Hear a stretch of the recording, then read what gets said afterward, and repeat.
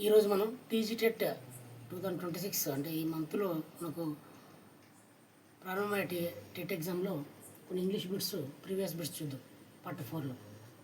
గత ఎగ్జామ్లో అడిగిన క్వశ్చన్ ఏ విధంగా అంటే did eat what you yesterday. దీన్ని మనకి ఏంటంటే సెంటెన్స్లో రీఅరేంజ్ చేయమని చెప్పింది. సో కామన్గా మనకు ఈ డబ్ల్యూహెచ్ క్వశ్చన్ టైప్ ఉంది. డబ్ల్యూహెచ్ క్వశ్చన్ అంటే WH plus helping verb plus subject ఉంటుంది. WH plus helping verb plus subject ఉంటుంది, తర్వాత వర్బ్ ఉంటుంది, నెక్స్ట్ దానికి ఒక కీవర్డ్ ఉండడం జరిగింది. అంటే did eat what you yesterday అన్నాడు. What did you eat yesterday ఈ విధంగా తీసుకోవాలి. డబ్ల్యూహెచ్ అయితే ఇది డబ్ల్యూహెచ్ లేకపోతే డిడ్ యూ ఈట్ ఎస్టర్డే అవుతుంది. So what did you WH plus helping verb తర్వాత సబ్జెక్ట్ వస్తుంది, సబ్జెక్ట్ తర్వాత మనకు వర్బ్ వస్తుంది. ఇది మనకు ఫార్మేషన్, ఇది తెలుసుకోవడం.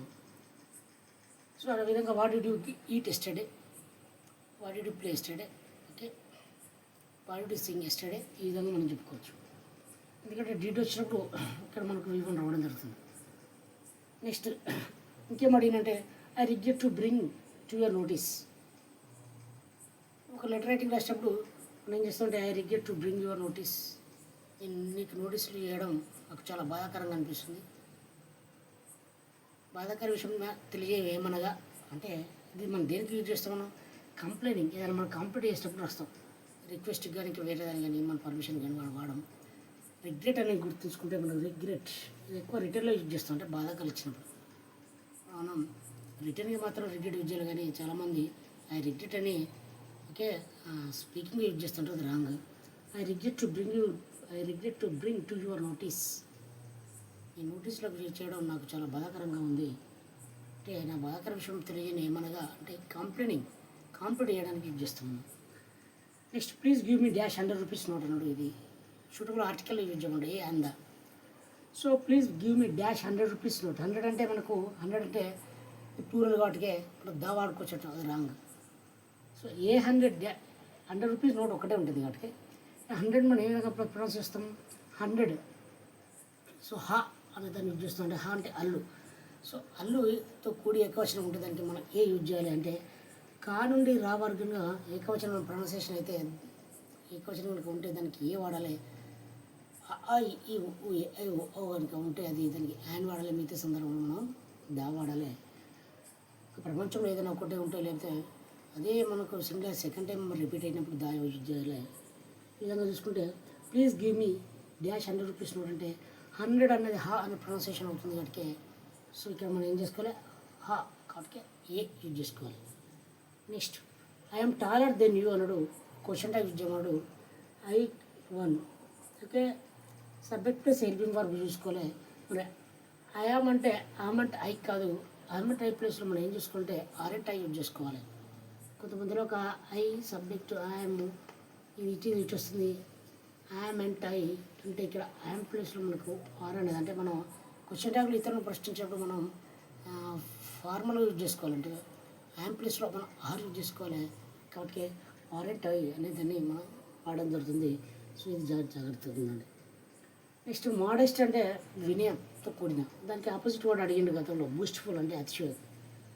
ఓకే, బూస్ట్ఫుల్ వినయానికి ఆపోజిట్ మనకు ఇక్కడ మనకు ప్రౌడ్, ఓకే, అరాగెంట్, బూస్ట్ఫుల్, ఈ విధంగా ఏదైనా యూజ్ చేసుకోవచ్చు. సో మోడెస్ట్ గతంలో అడిగిన ఆపోజిట్ వర్డ్ బూస్ట్ఫుల్ అనేది. ఇంకా గతంలో అడిగిండు డైరెక్ట్ ఇన్ ద స్పీచ్ అడిగిండు ask me do you know French అన్నాడు. సో దీనికి చూసుకుంటే డూ అనేది మనం హెల్పింగ్ వర్డ్ అంటే ఇంట్రాగేటివ్ అంటే మనకు ఏమొస్తుంది, ఆస్క్ వస్తుంది. మరియు హెల్పింగ్ వర్డ్తో కొన్ని ఇంట్రాగేట్లో మనకు దట్ ప్లేస్లో ఇఫ్ అనేది మనకు రావడం జరుగుతుంది, conjunction. So he ask me ఇక్కడ ఏం చేస్తే దట్ ప్లేస్లో ఇఫ్ వస్తుంది.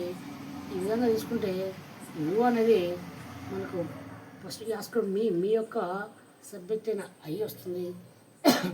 నో అనేది వర్బ్ టు, అంటే ఇది ప్రజెంట్ టెన్స్ ఉంది, పాస్ట్ టెన్స్లో మారుతుంది. I knew French. Do you know ప్లేస్లో ఇక్కడ యూ అనేది ఇక్కడ మీ దానికి ఇక్కడనే ఉంటుంది. ఈ ఆస్కుడు మీ అంటే ఈ ఆస్కుడు మీ ప్లేస్లో మీ ఆబ్జెక్ట్ అయి ఉంటుంది. వర్బ్ 1 వర్బ్ 2 అవుతుంది, ఫ్రెంచ్ ఉంటుంది. ఈ విధంగా మనం చేసుకోవాలి. సో ఇక్కడ ఫస్ట్ పర్సన్ రావడం జరుగుతుంది, ఐ న్యూ ఫ్రెంచ్. సో ఈ asked me if I knew French. ఈ విధంగా మనం ఫార్మేషన్ చేసుకోవాలి, గుర్తుంచుకోండి. అర్థమైంది కదా. ఇంట్రాగేటివ్ హెల్పింగ్ వర్తో ఉంటే ఇక్కడ ఇఫ్ లేదా వెదర్ వస్తుంది.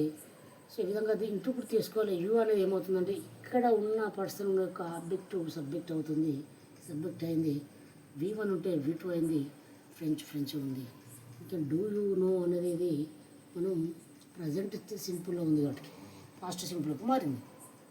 Next, to describe things that are always true we use అన్నాడు.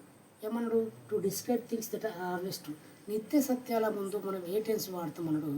నిత్య సత్యాలు మన హ్యాబిట్స్, మన డైలీ యాక్షన్స్ ముందు మనం ఎప్పుడైనా ఏం వాడాలంటే ప్రజెంట్ సింపుల్ ఫార్మ్లో వాడుకోవాలని గుర్తుంచుకోండి. Okay, right. The police made after the stolen car. ఇక్కడ మేడ్ ఆఫ్టర్కు మనకి ఏంటంటే షూటబుల్ సెంటెన్స్ మనకు ఇది మేడ్ ఆఫ్టర్ అనేది షూటబుల్ ప్లేస్ యూజ్ చేయమని చెప్పి ఉంటుంది దానికి. సో మేడ్ ఆఫ్టర్ అంటే చేజ్డ్ అంటే మేడ్ ఆఫ్టర్ అంటే చేజ్డ్ అన్న ఒకటే, అంటే పోలీసులు వెంబడించడం జరిగింది. నెక్స్ట్ చూసుకుంటే Karthik go for a walk everyday అన్నాడు. ఇక్కడ గో కాడ అండర్లైన్ చేసిండు. మరి Karthik go for a walk, go wrong అటుకే ఏమవుతుంది? గోస్. ఎందుకు అంటే ఎవ్రీడే అంటే మనం ప్రతిరోజు చేసేప్పుడు ఇంతకుముందు ఇప్పుడు అది ప్రజెంట్ సింపుల్ అయిపోయి ప్రజెంట్ సింపుల్ యొక్క ఫార్ములా అంటే ఐవీయూ దగ్గర V1 వస్తుంది, ఈ షీట్లో V1కి ఎస్ఆర్ఏఎస్ వస్తుంది. సో మరి ఇక్కడ ఐవీయూ దగ్గరే V1 వస్తుంది, ఇక్కడికి ఐవీయూదే లేదు, ఇక్కడికి ఈ ఇట్ నౌన్ ఉంది, ఇక్కడికే కార్తిక్ ఇక్కడ ఏమొస్తుంది మనకు ఎస్ఆర్ఏఎస్ వస్తుంది. అంటే గోసో రావడం జరుగుతుంది. అది కూర్చుంటే ప్రజెంట్ సింపుల్ నుంచి 2 కవర్ చేయడం జరిగింది. Next, Sunny can sing well. Sunny చాలా అద్భుతంగా పాట పాడతాడు. అంటే ఇది మనం దేని తెలియజేస్తుంది అంటే ఇది ఎబిలిటీ, అంటే కెన్ అనేదాన్ని మనం ఎబిలిటీగా యూజ్ చేయడం జరుగుతుంది. ఓకే, ఐ కెన్ ప్లే అంటే నేను ఆడగలను అంటే ఎబిలిటీ. ఓకే, ఈ కెన్ జంప్ అంటే జంప్ చేయగలను అంటే ఎబిలిటీ. ఓకే, సామర్థ్యాన్ని తెలియడం జరుగుతుంది. ఈ విధంగా ఈరోజు మనం 10 నేర్చుకున్నాం. రేపు ఇంకొక 10 బిట్స్ ప్రీవియస్ బిట్స్ తోటి